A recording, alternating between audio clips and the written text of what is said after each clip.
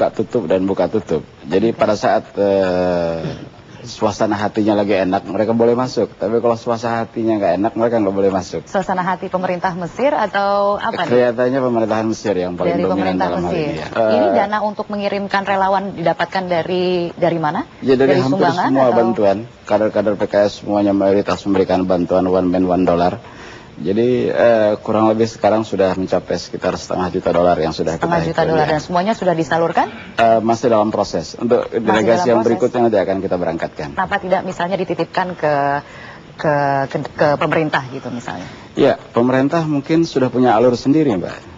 Jadi pemerintah dengan pemerintah, mereka sudah membangun sebuah komunikasi seperti Depkes sudah memberangkatkan orang dan mungkin Deplu akan sudah mengirimkan orang dan mungkin ada lagi sekian pejabat pemerintah yang akan dikirimkan. Adapun masyarakat yang bukan non pemerintahan, mereka akan kredibilitasnya jatuh kalau LSM atau lembaga charity justru menyalurkan bantuannya kepada pemerintah. Kredibilitasnya jatuh? Ya. Oke, saya ke Pak Lutfi ini bagaimana pendapat Anda? Anda mendukung? Ya, saya setuju dengan teman-teman lain bahwa bantuan kemanusiaan itu mutlak diperlukan. Dan saya kira selain upaya-upaya untuk memberangkatkan staf dari sini, memberangkatkan manusia, yang tentu saja biayanya tidak murah, ada upaya-upaya untuk kerjasama di sana. Dan saya kira negara seperti Yordania atau Mesir itu memiliki lembaga-lembaga atau layanan-layanan kemasyarakatan yang bisa diajak kerjasama. Gitu ya. Misalnya di Yordania, kalau kita butuh tenaga medis, itu orang-orang Yordan itu banyak yang pintar dan punya tenaga medis yang luar biasa.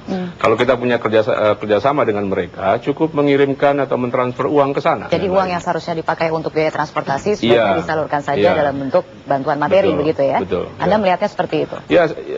Jadi tidak ada gunanya gitu kalau untuk cuma mengirimkan 2-3 orang mungkin tidak apa-apa. Coba tapi bayangkan. Kalau sampai dengan 15 orang? Iya, gitu? ada yang mau memberangkatkan relawan misalnya 500 orang ke sana. Saya nggak tahu relawan itu apa, tapi bayangkan kalau satu orang perlu $5.000 dengan visa, akomodasi dan lain-lain, maka itu diperlukan sekitar 300 juta. Kan lebih baik ditransfer ke sana, bisa lebih banyak membantu. Oke, baik. Kalau begitu sekarang saya ke Pak Ismail. Pak Ismail, kalau dari HTI ini bentuk solidaritasnya seperti apa? Apakah akan mengirimkan relawan juga nih ke jalur Gaza? Enggak, Hizbut Tahrir tidak mengirim relawan ke jalur Gaza karena di jalur Gaza sendiri sudah banyak anggota Hizbut Tahrir yang juga berjuang bersama dengan rakyat di Gaza. Gitu.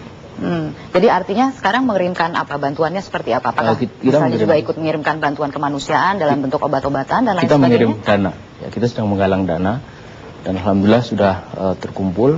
Kita akan terus lakukan cara untuk bagaimana bisa menyampaikan dana itu ke saudara-saudara kita di jalur Gaza. Saya ingin mengatakan begini, bahwa kita melihat di jalur Gaza itu ada dua persoalan besar. Yang pertama adalah korban. Saya setuju dengan tadi pengantar bahwa ini adalah pembantaian. Jadi ini korban, pembantaian, dan yang kedua adalah pelaku yang membantai gitu. Relawan medis, obat-obatan, makanan itu sangat diperlukan untuk korban gitu. Tapi persoalannya kemudian adalah bagaimana kita menghadapi pembantai ini, pelaku, penyerang, agresor. Ini saya kira sampai sekarang belum terjawab. Gitu. Saya akan beralih dulu ke Deplu untuk mengetahui bagaimana sih langkah-langkah yang diupayakan Deplu misalnya untuk memfasilitasi tim relawan yang diberangkatkan ke sana. Patut dicatat ya, begitu permasalahan ini merebak, Presiden telah menyampaikan secara terbuka bahwa kita akan memberi sumbangan sejumlah $1 juta. Berangkat dari statement tersebut, pemerintah melakukan koordinasi, memastikan bahwa kita siap menyampaikan sumbangan tersebut.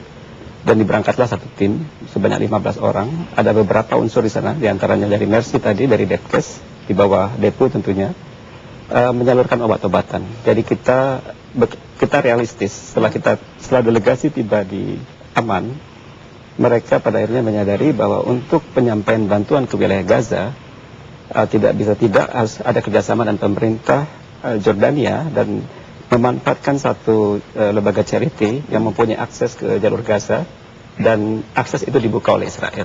Jadi kita juga melihat ya, bahwa pemerintahan otoritas Palestina sendiri menghimbau sebenarnya kalaulah bisa sumbangan itu dalam bentuk uang ya, sehingga bisa dibelikan atas hal-hal yang mendesak yang diperlukan oleh masyarakat di sana. Karena dari PKS ingin mengirimkan tim medis sebanyak 15 orang kalau tidak salah tadi dikatakan juga. Ini artinya dari pihak KBRI di sana apakah akan memfasilitasi bagaimana bentuk fasilitasi yang akan diberikan?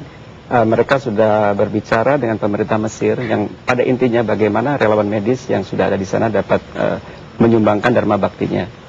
Kendalanya saat ini akses seperti juga disampaikan oleh Pak Lutfi tadi buka tutup sangat sering. Kita tidak hanya berbicara mengenai akses masuk dari wilayah Mesir, tapi kita juga harus realistis.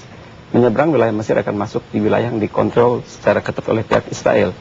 Jadi maksimum yang coba kita upayakan adalah bagaimana para relawan medis tersebut dapat berbuat misi kemanusiaan di wilayah Mesir. Tetapi Anda tadi mengatakan kalaupun berkoordinasi dengan pemerintah biasanya itu menurunkan kredibilitas.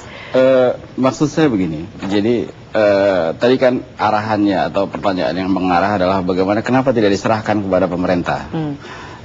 Sudah bertentu saya rasa karena misi dari Deplu ini adalah memiliki slogan total diplomasi. Saya pikir bahwa berikan space kepada semua komponen bangsa ini untuk bisa bekerja.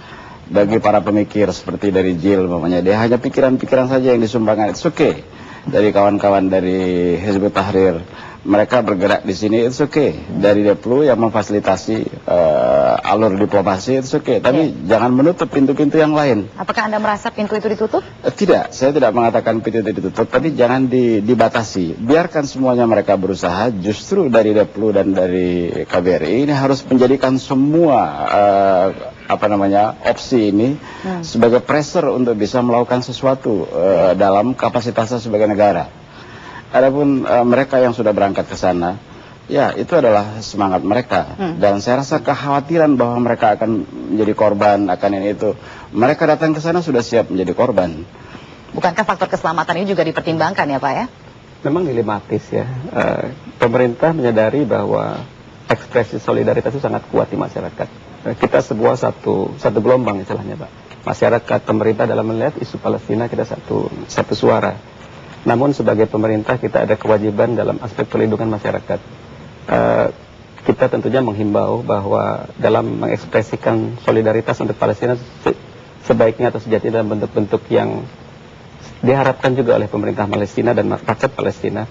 Dari hasil konsultasi kita dengan otoritas Palestina dan juga dengan kontak-kontak kita di Kairo dan di Amman, berkerucut pada satu kesimpulan agar sebaiknya sumbangan atau ekspresi solidaritas tersebut diwujudkan dalam bentuk apakah itu uang, apakah itu obat-obatan. Tentunya pemerintah melalui perwakilan kita apakah itu di Kairo ataupun di Amman akan sangat terbuka untuk memfasilitasi semangat masyarakat tersebut. Saya kira ini masalah teknis aja sebetulnya.